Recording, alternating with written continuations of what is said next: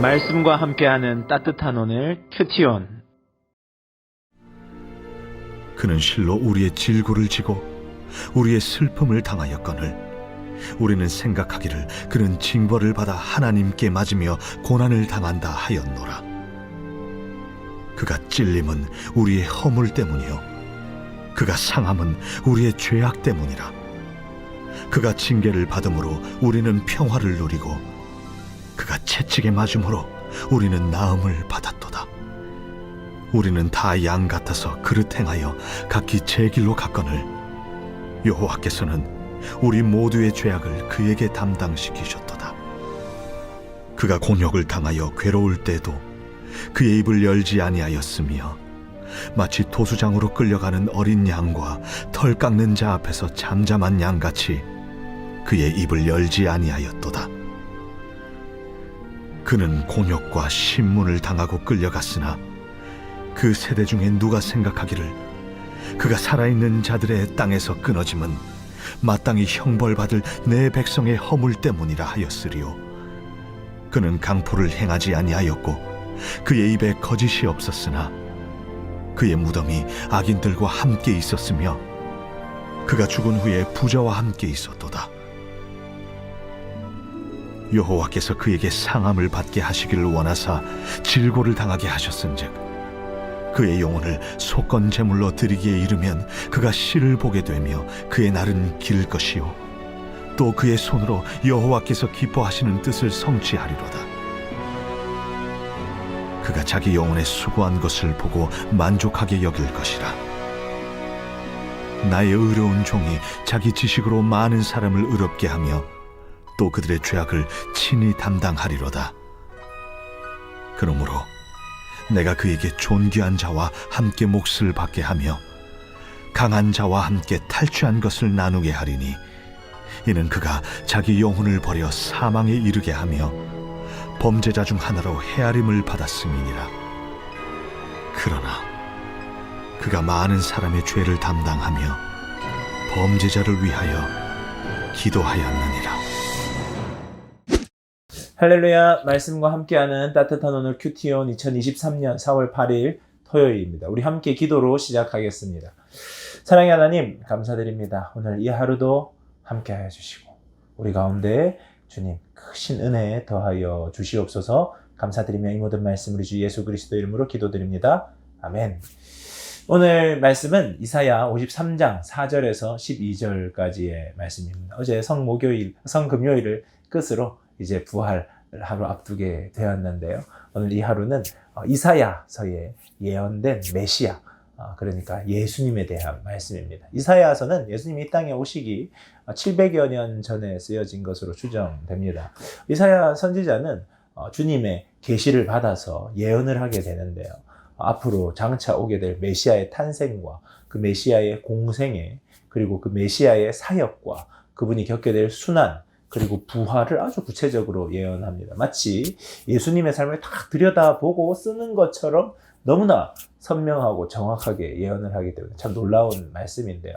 오늘 우리들이 읽은 이사야 53장 말씀은 고난받는 종이라는 글로 우리들에게 알려집니다. 예수님이 어떻게 고난받으셨는지, 왜 받으셨는지, 또한 그 고난을 어떻게 대응하셨는지를 보여주는 말씀인데요.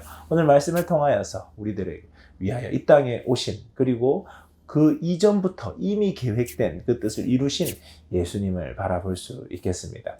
먼저 주님은 우리를 위해 고난을 받으셨다 하는 것이 이사야 53장에 드러나는 핵심 말씀 중에 하나인데요. 오늘 우리가 읽은 이 말씀은 그 오실 메시아가 얼마나 많이 고난받게 되는지를 우리들에게 보여주고 있습니다. 죄 없으신 예수님이 범죄한 인간을 위하여서 인간들의 슬픔과 질고와 죄악을 짊어지셨다는 것입니다. 그러니까 예수님을 자신의 죄악 때문이 아니라 인간들의 연약함과 범죄 때문에 그 모든 것을 짊어졌는데 그 시대를 살아가던 사람들은 저 사람 자기의 죄 때문에 저렇게 고생한다라고 생각했었던 것입니다. 그런데 우리 예수님은 우리를 위해, 아니 나를 위해 고난을 받으셨음을 오늘 말씀은 드러내고 나타내고 있습니다. 그럼 그러한 고난의 상황이 왔을 때 예수님은 어떻게 반응하셨을까요? 예수님은 스스로를 위해 변론하시거나 방어하지 않으셨습니다. 죽음의 그림자가 그에게 드리울 때 저항하지 않으셨고 하나님의 계획된 뜻을 바라보며 순종하고 순응하고 충성하셨습니다. 한 사람 예수님의 죽음, 그 죽음으로 말미암아 수많은 사람이 생명을 얻게 되었는데 그것을 바라보신 예수님께서는 그 모든 고난을 묵묵히 감당하신 것입니다. 그러니까 예수님이 이 땅에 오셔서 왜 그렇게 기도하셨나 생각해 본다면 참 만만치 않은 그 길을 걸어가시기 위해 순종하기 위하여서 그 고난을 묵묵히 감내하기 위해서 기도하시지 않았을까?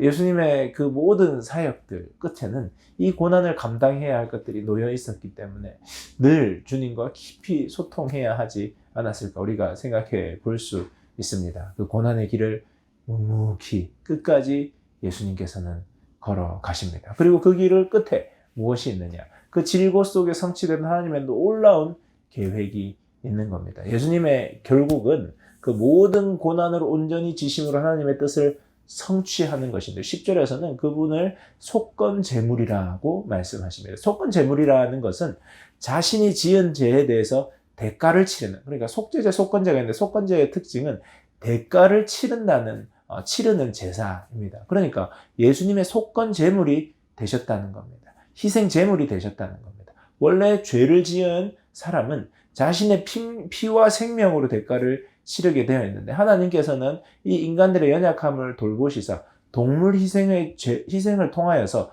인간의 죄를 대신 치르게 하셨습니다. 하지만 그것은 완전하지 못했고 온전하지 못했고 영원하지 못했습니다. 그래서 예수 그리스도가 이 땅에 오셔서 끝까지 불순종하고 죄를 짓는 그들을 위하여서 영원한 속건제물이 되셨습니다. 그리하여서 예수님께서 자신의 모든 것들을 다 내어놓는 속건제물이 되심으로 우리를 깨끗게 하셨다는 겁니다. 그래서 우리는 그 예수님의 의로움이 나에게 오는 의롭다고 칭함받는 그 놀라운 은혜를 받게 된 것입니다.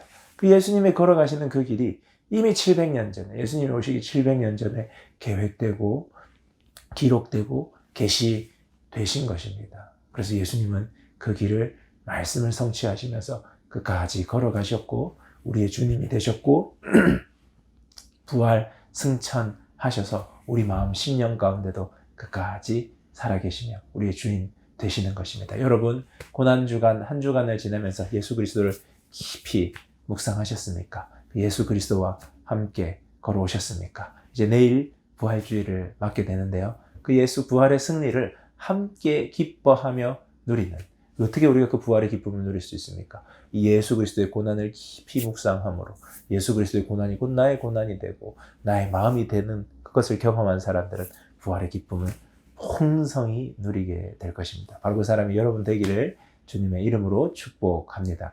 묵상을 위한 질문입니다. 고난 당한 종 예수님을 보면서 드는 생각과 느낌은 어떤 것입니까?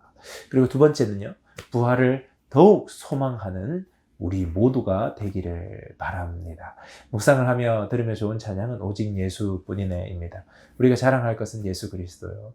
우리가 사랑할 것도 예수 그리스도입니다. 그분들 깊이 묵상하며 부활을 맞이하는 우리 모든 세문안의 청년들 되기를 바랍니다. 함께 기도하겠습니다.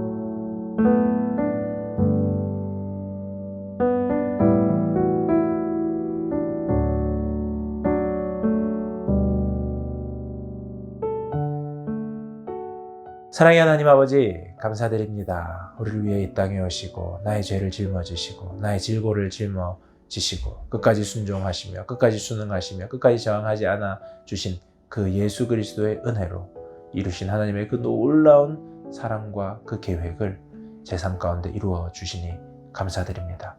그 예수님을 내 마음의 한가운데, 내 삶의 한가운데 주인으로 모시고 살아가고자 하니 주여 함께하여 주시옵소서. 감사드리며 이 모든 말씀 우리 주 예수 그리스도 이름으로 기도드립니다. 아멘. 좋은 하루 되세요. 우리 내일 부활절에 만나요. 안녕.